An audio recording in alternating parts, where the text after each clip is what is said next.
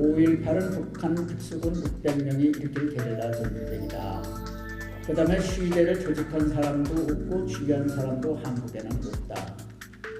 그 다음에 광주의 영웅들은 이른바 북한군에 부역한 군함이들이다. 1980년도 5.18 사태가 발생하고 나서 5.18 폭동이라고 했습니다. 5.18 폭동이라고 했는데 10년, 20년 후에 그게 5.18 민주화 운동으로 변질이 됐습니다. 종북 좌파들이 지금 판을 치면서 5.18 유공자라는 이상한 괴물 집단을 만들어내면서 우리의 세금을 축내고 있습니다. 국회에서 공당의 의원들이 주최한 행사에서 이런 발언들이 나왔는데 발언들을 보면은 5.18은 북한군이 주도한 게릴라전이다 이런 발언도 있었고요. 개인적으로 봤을 때 이런 발언들의 적절성 여부는 어떻게 보십니까? 우선 이제 지금 공청회는 사실상 이제 국회의원들이 주최를 했지만은 다양한 우리 국민들이 참여한 그런 공청회였습니다. 그래서 일반 국민 또 다양한 전문가들이 그런 발언을 했는데 그런 발언들에 대해서 제가 일일이 그것을 평가하는 것은 옳지 않다고 저는 생각합니다. 다양한 얘기가 나올 수가 있습니다. 그래서 우리가 대한민국이 법치주의 국가이고 표현의 자유와 양심의 자유가 보장되어 있는 나라인데 국민들이 하는 그런 하나하나의 얘기를 전부 다 이것을 민주당과 청와대와 대통령까지 나서서 이것을 그냥 급박을 하고 압력을 가하고 입을 틀어막고 하는 그런 식으로 해서는 바람직하지 않다.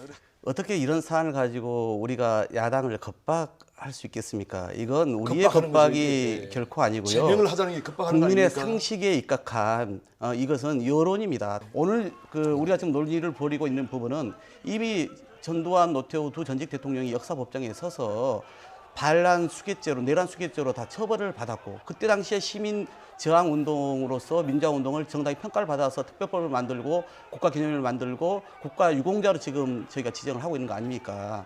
여야 사당이 윤리제소를 결의를 했고요. 지금 제명 절차까지 요구하는 이런 움직임인 것 같거든요. 어떤 입장이십니까? 크게 지금 두 가지 쟁점이 제기되고 있는 하나는 이제 과연 그 당시 광주 민주화 운동의 진행 과정에 북한의 간첩이나 아니면 북한군이 개입을 했는가 하는 문제. 그리고 실제 북한의 광주 민주화 운동에 참여를 하지 않은 분들 중에 그런 유공자 명단에 포함이 됐느냐 하는 이 두 가지 문제가 상당히 지금 쟁점이 되고 있습니다. 이번에 국회에서 통과된 5.18 민주화 운동 진상규명 특별법이 있습니다. 그 특별법에도 북한군의 개입 여부에 대해서 검증을 하도록 지금 되어 있습니다. 진상규명을 하도록. 지금 북한군 간첩 개입설 참여하지 않은 분들이 유공자에 들어간 부분 이것이 쟁점이다 얘기를 해주셨는데요. 민주당에서 어떤 입장이십니까? 지금 말씀하신 그 법안 제가 원내수석 부대표를 했을 때 협상했던 사람입니다. 자유한국당이 끝까지 이 부분을 야당들이 요구를 함에도 불구하고 또 우리 여당과 함께 근데 자유한국당과 유독 이걸 지금 반대를 하다가 근데 그 북한군 문제를 요구를 한 것이죠. 근데 아시는 것처럼 북한군 개입 여부에 대해서는 이미 박근혜 정부 때 대법원이 판결을 내는 겁니다. 그동안 지금 논란이 되고 있는 지만원 씨의 그 주장, 북한군 개입설에 대해서 그것은 허무맹랑한 허위사실이라고 판결을 내린 거 아닙니까? 그 판결문을 보면은 대법원에서 광주 민주화 운동 당시에 북한 간첩이나 북한군이 개입했다는 것을 부정한 것이 아닙니다. 그것이 아니고 지만원 씨가 북한군이 개입했다고 제시한 그 증거가 불충분하기 때문에 이러한 증거만 가지고는 그것을 인정할 수 없다라고 판시하고 명예회복에 대한 그 유죄를 판결을 한 것입니다. 당시 광주 민주화 운동의 발포 책임자가 정확히 규명이 안 됐어요. 근데 그 이후에 여러 가지 사실 기록들이 확인되고 있는 겁니다. 그렇기 때문에 그런 발포 책임자 문제에 대해서 보다 명백히 규명을 하자는 것이 민주평화당이나 정의당이나 또 바른미래당까지 저희 당 여당까지 함께 입장을 갖고 있었는데 이걸 계속 반대하면서 계속 그나마 반대와 논리로 세웠던 것이 북한군 개입설이었어요. 근데 그건 우리는 지난번 지만원 씨에 대한 판결을 통해서 확인이 됐던 것이다. 자, 김순례 의원이요. 5.18 유공자 집단은 괴물 집단이 됐고 국민 세금을 축내고 있다 이런 얘기를 했거든요. 네, 이 발언은 결국은 5.18 유공자 명단에 관한 그 쟁점이 분명히 지금 존재하고 있습니다. 왜 존재하고 있냐면은 지금 더불어민주당의 이해찬 당대표께서 1980년 광주 사태 이전에는 광주에 가본 적이 한 번도 없다고 본인이 고백을 했습니다. 그럼에도 불구하고 지금 광주 민주화 유공자 명단에 버젓이 포함이 되어 있는 거예요. 그리고 지금 일부 국민들 사이에서는 문재인 대통령도 그 명단에 포함되어 있다. 예. 많은 의혹이 지금 제기되고 있음에도 불구하고 관련해서 사실상 안 들을 수가 정부에서 네. 이런 것을 명단을 공개를 해야 됩니다. 저희가 이번에 유튜브 관련 등을 조사를 해봤더니요, 이 가짜 뉴스의 전체 35%가 5.18과 관련된 내용입니다. 그러니까 지만원 씨와 같은 그런 정말 역사를 왜곡 날조한 사람이 그런 거 만들어내는 것들이 유튜브 채널 2개를 통해서 대량 생산되고 유포되고, 그게 자유한국당하고 아마 잘 알고 있을 겁니다. 그 채널이 어딘지를. 그렇게 가짜 뉴스가 이렇게 유포되는데 그 내용 중에 방금 말씀하신 부분들이 다 담겨 있는 거예요.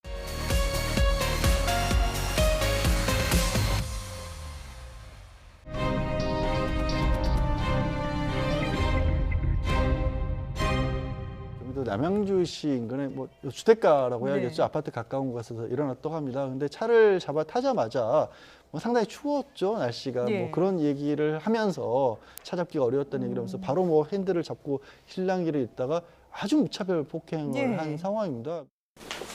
폭행은 사소한 말다툼에서 시작됐습니다. 택시에 탑승하려던 남성은 앞차를 타라는 이 씨의 말에 격분해 심한 욕설을 퍼부었습니다. 그냥 가주세요, 그냥. 아까부터 여기서 부르고 반대편 왔다 갔다 알았어요. 뭐 앞차 계속된 욕설에 이 씨가 항의하자 달리는 차의 운전대를 붙잡아 틀기까지 합니다. 같이 짜증나서 그랬으니까 집 앞까지만 좀 제발 부탁인데 가주세요. 급히 차량을 세웠지만 남성은 무차별 폭행을 퍼부은 뒤 사라졌습니다.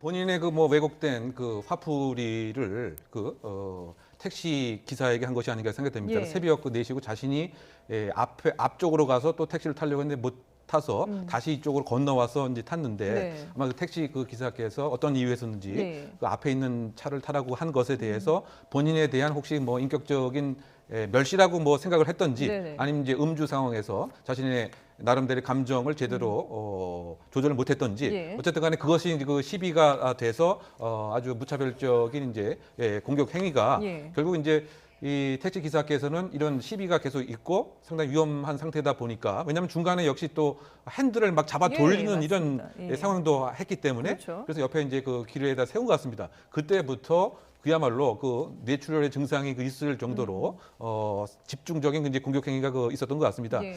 뇌출혈 증상이 있는 네네. 정도라서 이게 단순 폭행이라기보다는 거의 중상에 좀 가까울 상황이 돼 보여요. 네. 그러니까 생명이 위험할 수 있을 정도로까지 보이는데, 그런데도 불구하고 이제 술 탓을 하고 있죠. 이것은 택시 기사에 대한 공격 행위에 국한되는 것이 아니고 그렇죠. 운전을 하다가 혹시 이 택시가 예. 다른 곳에 또 추돌할 수 있고요. 그러면 사회적인 법익까지 침해되게 됩니다. 예. 도로 교통의 안전까지 침해가 되기 때문에 사실상 뭐 이런 경우에는 단순 폭행, 단순 상해에 일반 형법이 적용되는 것이 아니고 특별법에 의해서 더 가중 처벌을 하는 이런 상당히 위험한 범죄입니다. 최근에 법원의 판례 중에 중폭할 만한 것 중에 술에 취해서 했었을 때 그거를 기억하지 못하는 것과 예.